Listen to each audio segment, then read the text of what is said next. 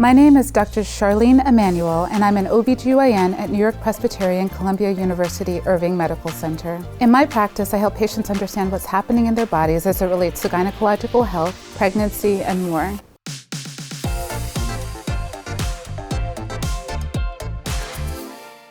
It is common to experience symptoms during your pregnancy that are very uncomfortable, but there are some that you should never ignore. Here are a few to be aware of while you are pregnant. Extreme vomiting. This can be morning sickness or its more extreme form called hyperemesis gravidarum, which is severe vomiting that may last throughout the pregnancy.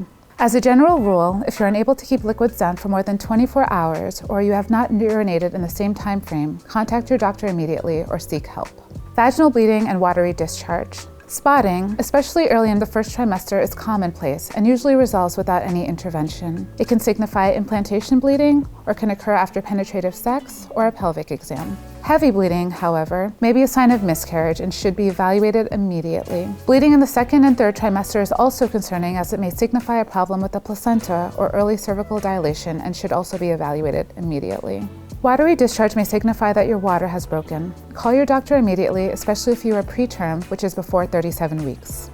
Severe headache may be a symptom of a condition known as preeclampsia. This is a condition where your blood pressure gets dangerously high and can result in decreased blood flow to your baby, stroke, or even seizures. If you have a headache that does not go away with rest or is accompanied by vision changes, dull aching abdominal pain, and/or swelling of the hands or feet, please seek help immediately. Contractions. If you are preterm, meaning that you are before 37 weeks and experiencing painful contractions that do not go away with rest or hydration, you may be in preterm labor. Contact your doctor for further instructions. Lack of fetal movement. Like everyone else, babies have periods of rest called sleep cycles. However, you shouldn't go prolonged periods of time without feeling your baby move in the third trimester. As a general rule, you should feel your baby move at least 10 times in a 2-hour period.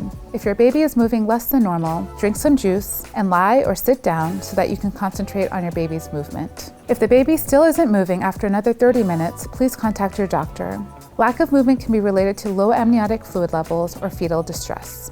Remember, it is very important to be in tune with and to listen to your body during pregnancy. If you experience anything of what we have discussed today, make sure to call your doctor right away.